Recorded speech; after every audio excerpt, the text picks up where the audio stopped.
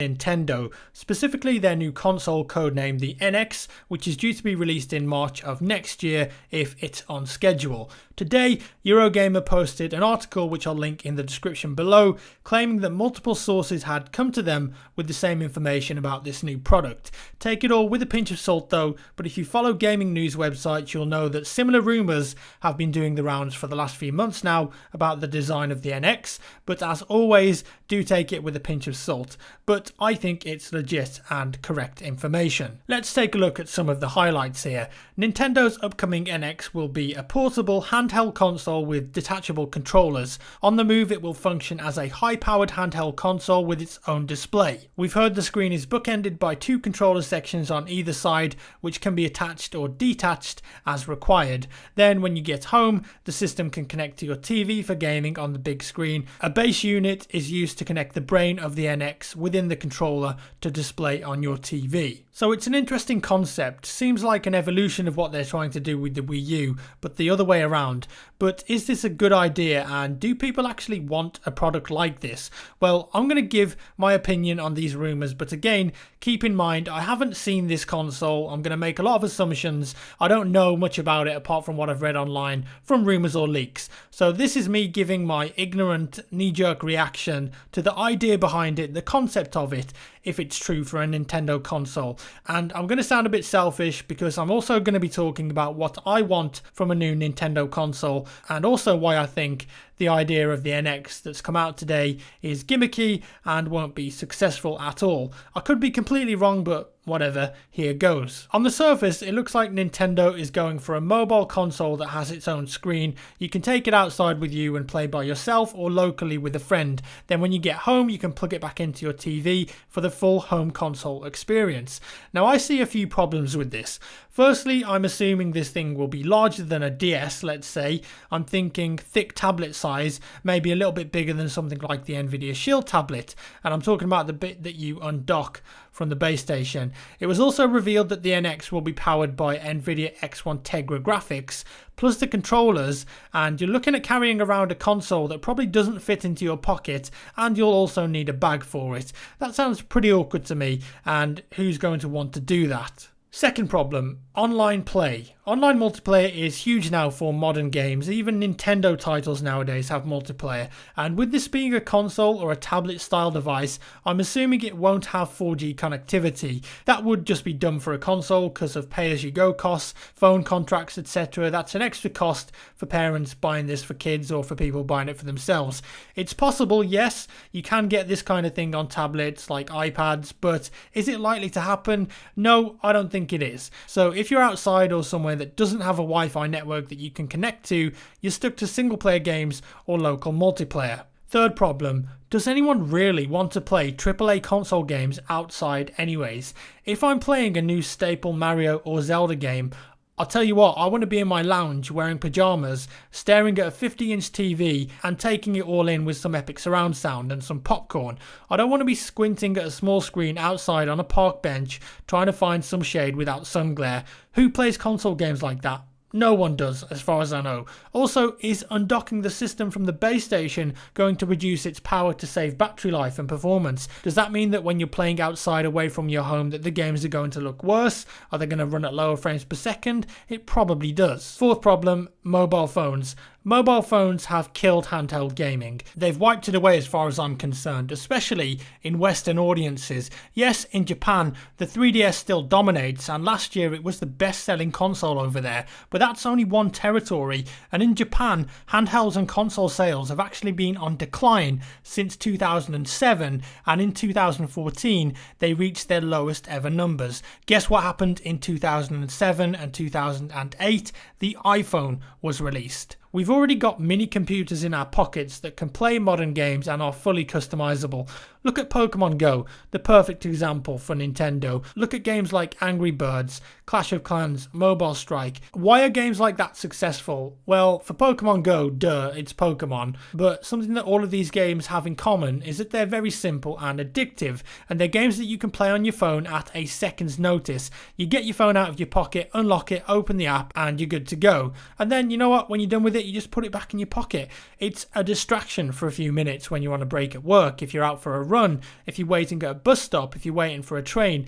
It's the simplicity and ease of use that makes mobile games on mobile phones so successful. And you're online too because of phone networks and 4G. So you can interact with other people, you can share your achievements, you can play with them, you can screenshot your phone and tweet about the bitching CP5000 Gyarados that you just caught. Mobile gaming and console gaming are just two separate things now, in my opinion, and you know what? I'm okay with that. One of them you do from home with all of the bells and whistles. It's like having a whole cake and devouring it. The other, mobile gaming, it's a slice of the cake which you can put back in the fridge and maybe finish it off later. Personally, handheld consoles are dead to me at this point. I haven't used them for ages and I don't know any of my friends that have one and still use it. It's literally been years. I feel like handhelds back in the day, like the Game Boy and like the DS, were popular because mobile phone technology back then, when they came out, was really lacking compared to them. So if you were a kid in a car or a long journey, you'd whip out the Game Boy, or if you were on a lunch break at school, you could play DS for a bit. But nowadays, every kid has a phone and you can do so much more on them so much quicker. You can play games, you can watch YouTube videos, you can go on Twitter, Facebook. There's just so many more distractions and forms of mobile entertainment now than there ever was with handheld consoles back in the day when they were sought after. But nowadays, really, handheld consoles pale in comparison to what you can do on phones and are much bigger too. Fifth problem, isn't this just Nintendo repeating their mistakes from the past and not really learning from them? The Wii U objectively was a failure, poor sales and a lack of respect from gamers. It's Nintendo's slowest ever selling console. It didn't do anything better or more appealing than other consoles. The gimmicky control screen just wasn't interesting enough. Yeah, you could play from a smaller screen on the gamepad as a supplement to the main display, but how many people actually did that? It was an underpowered console too that had few quality first-party titles, but barely any decent third-party ones. And by the sound of it, the NX is just the same concept but in reverse. Let's take a look at the PSP and Vita, for example. They had remote play for PS3 and PS4 too, and they stopped making the PSP in 2014. Maybe people just aren't interested in taking real console games and putting them on small screens. And also, according to the Eurogamer article, the NX will use its own custom operating system and have cartridges as well for the games as digital downloads. But the cartridges are limited to 32 gigabytes. That doesn't sound like a lot, does it, from modern game perspectives? Let's take a look. Halo the Master Chief Collection, 62 gig, GTA 5, 49 gig, Black Ops 3, 47 gig, Just Cause 3, 42 gig. So if these rumours are true, it's once again another Nintendo console that isn't very friendly to third-party developers. It looks incredibly unappealing to them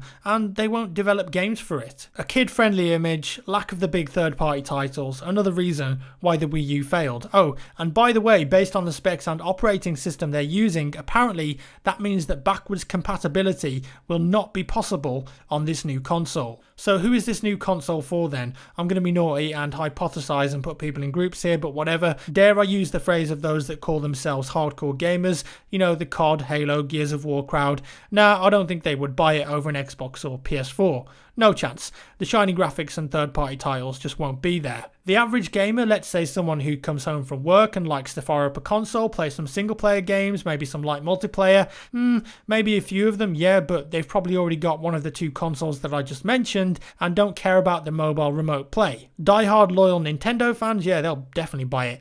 Kids, well, I bet that's where Nintendo are hedging their bets with the NX. Make it a family-friendly, on-the-move mobile console. But honestly, I don't think kids care about that anymore as much as Nintendo think they do when they've all got supercomputers and a wealth of entertainment in their pockets on mobile phones. It just feels like another underpowered, gimmick Nintendo console to me based on these rumours and leaks. And the way I see it, there isn't a big enough market left out there for a product like this. Okay, what do I want then? I can't just sit here and complain without making a few suggestions, right? Well, you know what? I love Nintendo. I grew up with them on SNES, Game Boy, N64, GameCube. I had all of those consoles. I was one of those Nintendo was the best kids. Played the crap out of Mario Kart, Yoshi's Island, Castlevania, Ocarina of Time, Mario 64, Smash Bros, GoldenEye, Perfect Dark, all the classics. I was lucky enough to lend a PlayStation from a friend too for prolonged periods of time, but I always went back to the N64 and the Nintendo consoles. They just had more colour,